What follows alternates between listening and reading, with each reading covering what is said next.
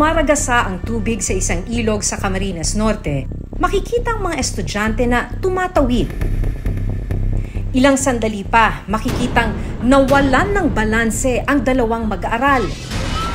Ay, Diyos ko! May tulong! Dali! At mabilis silang tinangay ng tubig. Sumunod namang inanod ng tubig ang isa pang bata. Ay! Yung tulong! Sa kalayuan, halos hindi na makita ang tatlong mag-aaral sa lakas ng agos. Makaligtas kaya ang tatlong bata sa rumaragasang ilog? At bakit nga ba walang tulay sa lugar? Ay, Diyos ko! May tulong! Dali! Ay!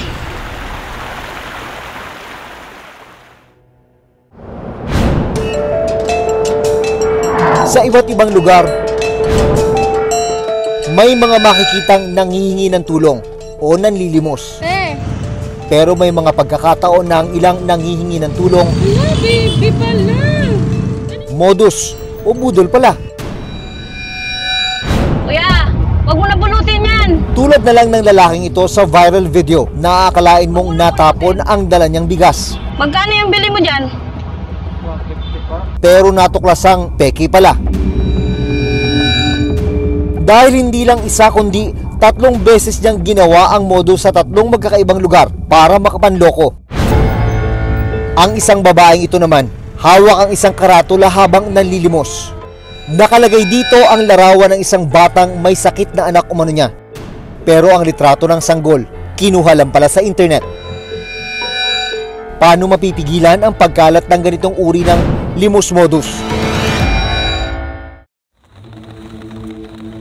Dahil sa lakas ng ulan, umapaw ang ilog sa Mercedes, Camarines Norte. Nalubog sa tubig ang maliit na kalsada patawid sa kabilang panig. Kaya ang mga bata napilitang tawirin at suungin ang baha.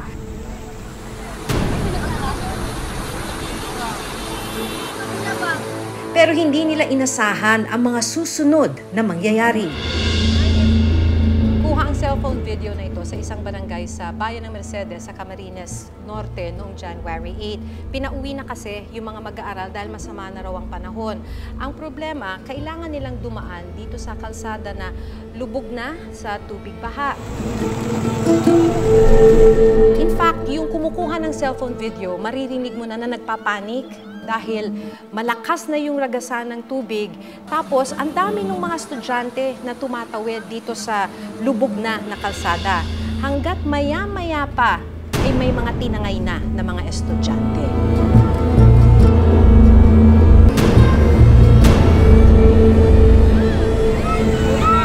Ay, Diyos ko! May tulong! Dali! Ay! Yung tulong! Bilis!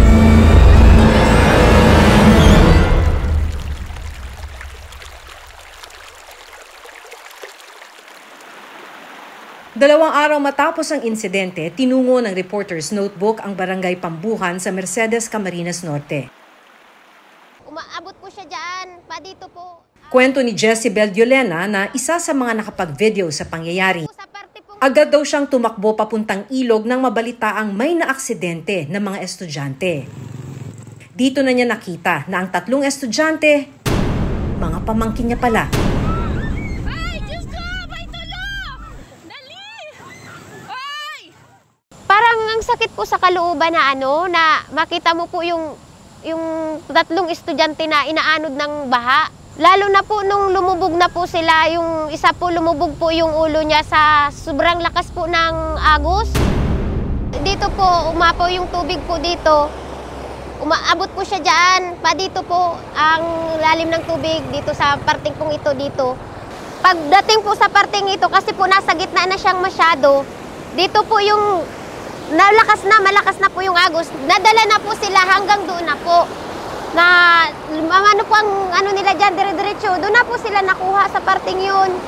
Medyo malayo na din po, kung hindi po naiiwasan ng mga taga rito po sa amin na tumawid kasi wala man pong ibang dadaanan. Kilala na raw ang ilog na ito na mapanganib sa tuwing masama ang panahon.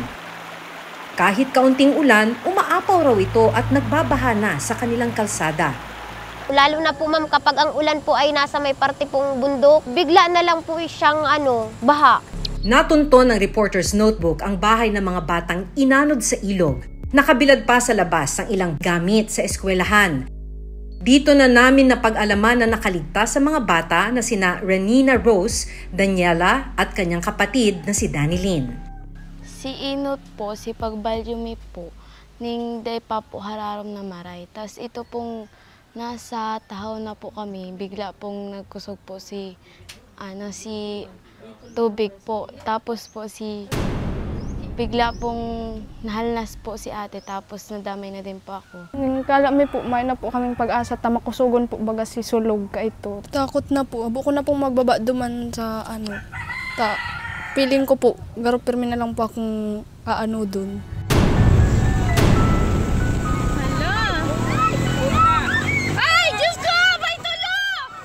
Makalipas ang ilang minuto na pag-anod kina Daniela ng rumaragas ang ilog, nasagip sila ng ilang residenteng naghahanap buhay sa may ilog.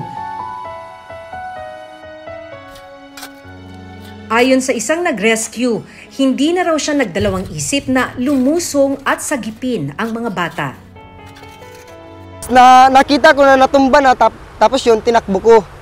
Tapos pagkatakbo ko po, nadulas din ako, kaya tumalon na lang po ako para mahabol ko din po sila. No choice na rin po kami. Kasi buhay ng tao din po yung nakasalalay doon eh. Namumutla na yung isa eh. Parang hinang-hina na siya eh. Ang ina ni na Daniela at Danilyn, hindi raw maipaliwanag ang kaba nang mabalitaang naaksidente ang kanyang mga anak. Sobrang takot na po at saka dalawa po sila. So nung nakita nyo na sila tapos nakaligtas pala? Hindi ko ma-explain ma'am kung paano. Basta po, nagpasalamat na lang po ako sa mahal na Panginoon po at nakaligtas po yung dalawa. Pero sa pagsisiyasat ng reporter's notebook, lumalabas na may tulay pala dati sa barangay Pambuhan. Yun nga lang, naputol ito. Nang matangay yung mga estudyante ng rumaragasang tubig, pumihit yung kamera at doon mo makikita, matatanaw na meron naman palang tulay. Ang problema doon sa tulay, putol naman. Taong 2019 daw nang masira ang tulay ng Pambuhan dahil sa malakas na ulan. Simula noon, hindi na raw sila nagkaroon ng ligtas na tawiran tuwing umaapaw ang ilog. Ito po yung pinagawa nung dati na tulay. Daanan lang po yan ng tao, hanggang doon po yan. Kaya lang po, nang sobrang lakas po nung parang 2019 po, nang ianod po ang kabila po ng tulay na ito. Sabi po ng aming punong barangay dito po sa amin, ng mga kagawad po, may budget na daw po ito, gagawin na daw po ito. Di ko lang po alam kung kailan po. Nasa 8 barangay daw ang tumatawid sa dating tulay. Araw-araw itong dinaraanan ng mga pumapasok sa trabaho, paaralan, at maging ng mga nagdadala ng iba't ibang produkto. Napakahalaga po ng magkaroon po kami talaga ng tulay. Kasi po, yung pong mga may paninda po ng mga saging, mga dadalhin po sa palengke. Kung wala po ang tulay, hindi po kami makakatawid, lalo na po kapag baha. Mas madali po ang transportasyon kung may emergency po o may mga dadalhin po sa bayan na mga pambenta po. Mga trabaho po, hindi rin po makatawid kasi po kapag baha po. Meron namang spillway sa tabi ng tulay, pero ang problema, lumulubog din ito sa tuwing umaapaw ang ilog. Pero dahil walang ibang pwedeng daanan, napipilitan pa rin silang gamitin ito kahit mapanganib. Tulad ng nangyari kina Renina Rose, Daniela at kanyang kapatid na si Danilyn.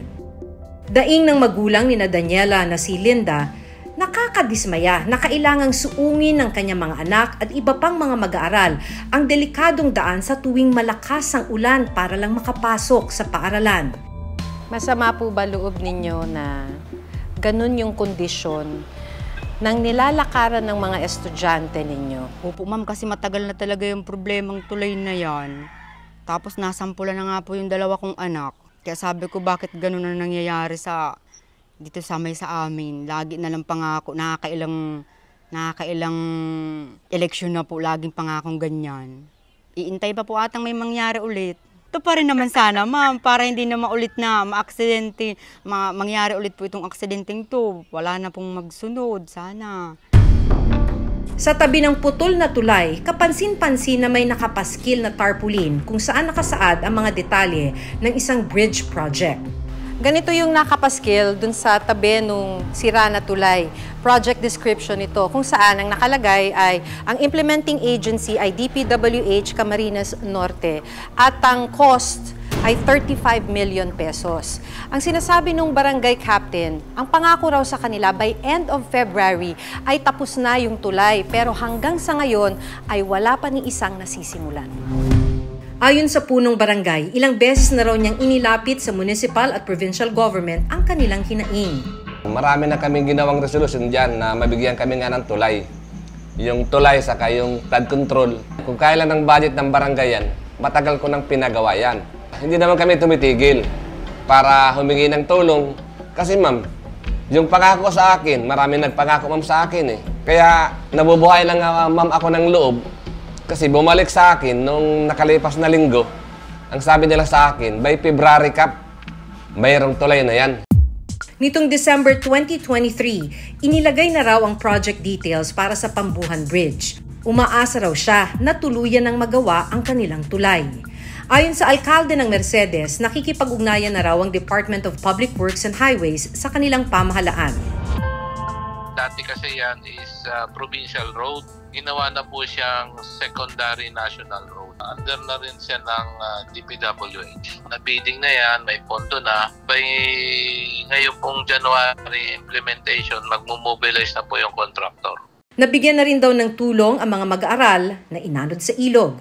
Binigyan na rin natin ng financial assistance. Karapatan ng bawat mamamayan ang magkaroon ng ligtas na mga kalsada at tulay. Kaya sana naman, huwag nang hintayin na malagay sa panganib ang buhay ng mga residente, lalo na ng mga bata, bago pa tugunan ang problemang ito. Ako si Maki Pulido at ito ang Reporter's Notebook.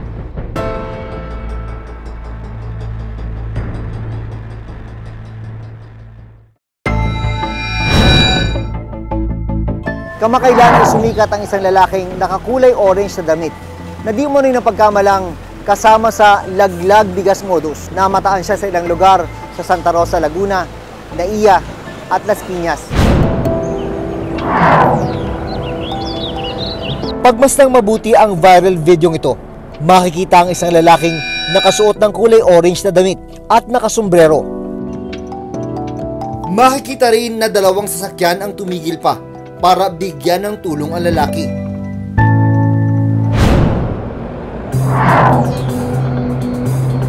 Pero sa isa pang viral video na kuha naman sa Las Piñas City, makikita ulit ang lalaki, suot ang parehong orange na damit at sombrero. At tulad ng eksena sa Laguna, parehong natapon din ang dala niyang bigas. May tumulong din sa kanya. Kunin mo na to. Doble ng plastic, madadala mo to. Kunin mo na. Pero hindi pa rito huling nakita ang lalaki. Kuya, wag mo na bulutin yan. Sa isa pang viral video sa may Naiya sa Parañaque City, nakunan ulit ng video ang lalaki. Suot ang parehong damit at sombrero. Gaya ng nakunan sa Laguna at Parañaque, natapon din ang bitbit niyang bigas. Delikado ito dahil sa dami ng dumadaang sasakyan sa lugar. Bumili ka na lang ha, wag mo nang bulutin yan ha. Baka mabunggo ka kasi dyan eh. Yan lang kaya ko. Dahil sa awa, tinulungan ng delivery rider na si Marivic ang lalaki. Binabaybay ko po ang Naiya. Doon ko po siya nakita na walang tumutulong sa kanya eh, na kahit isa. Nasa gitna po siya ng kalsada. Wag mo nang bulutin yan. Dito ka na lang.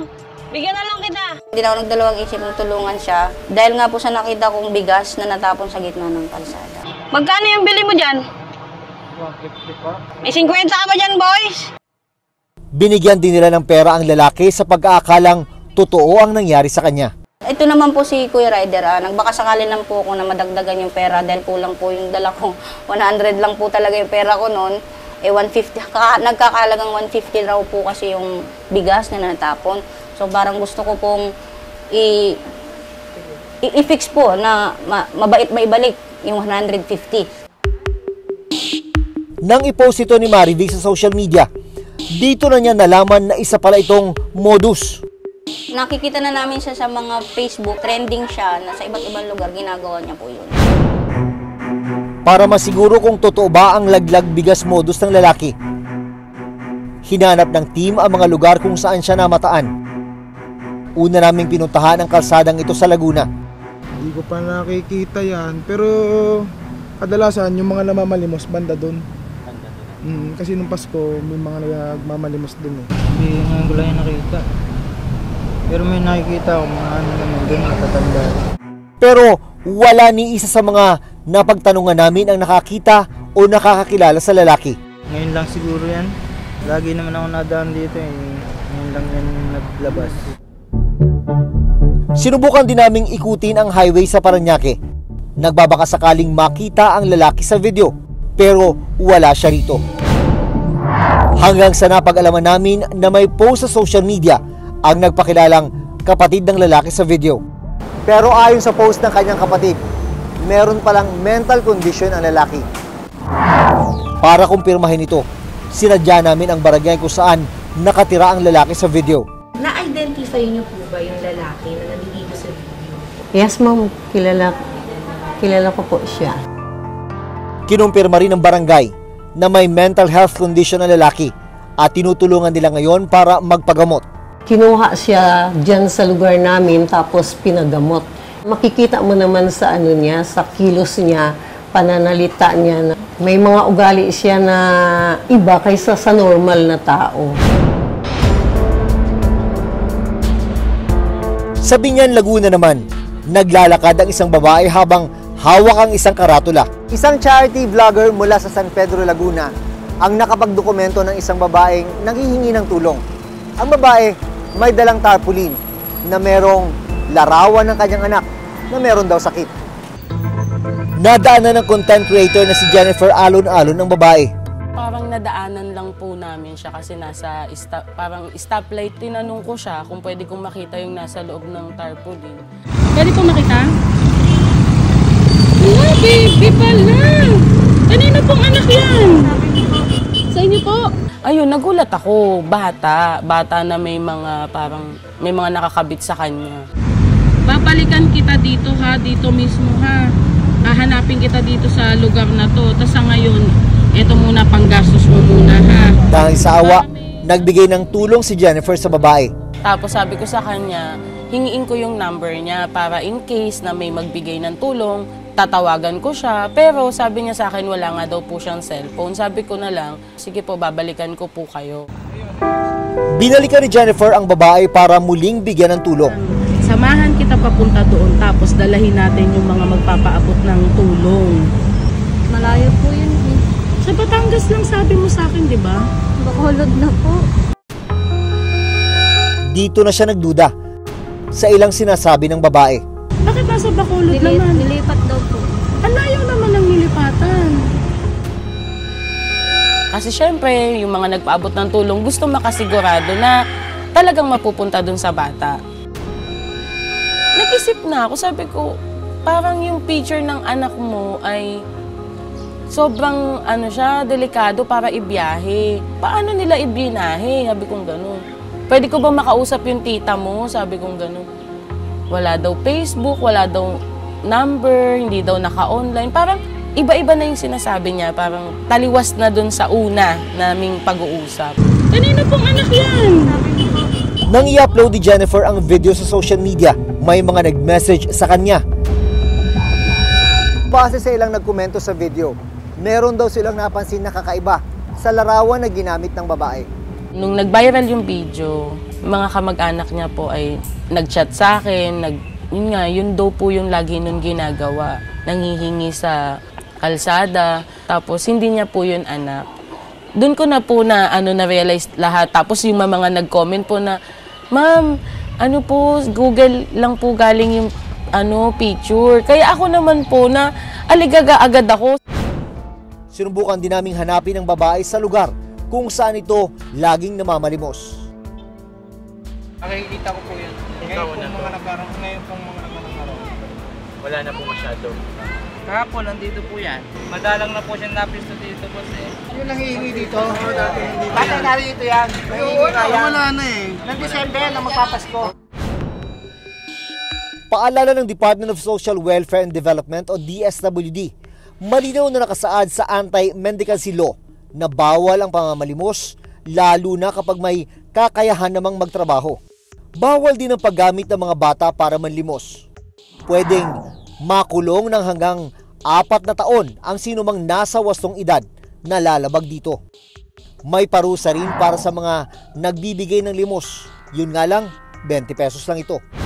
Ang mga bata naman na ginagamit sa panlilimos ay dadalhin sa mga DSWD shelter. Ang mga may kondisyon sa pag-iisip tulad ng lalaki sa video ay pwede rin daw tulungan ng DSWD at Department of Health o DOH. Kasama rin po sa mga tinutulungan nga natin yung mga poor, marginalized and vulnerable sectors, including yan yung ating mga kababayan yung may mga special conditions. So yes, yung mga programa po ang inyong DSWD na maaaring itulong sa kanila ng tulong pinansyal para sa kanilang pagpapagamot. Hindi bawal ang maawa, pero maging mapanuri bago tumulong para hindi mabiktima ng mga manloloko at mambubudol. Ako si Jun Veneracion at ito ang Reporter's Notebook.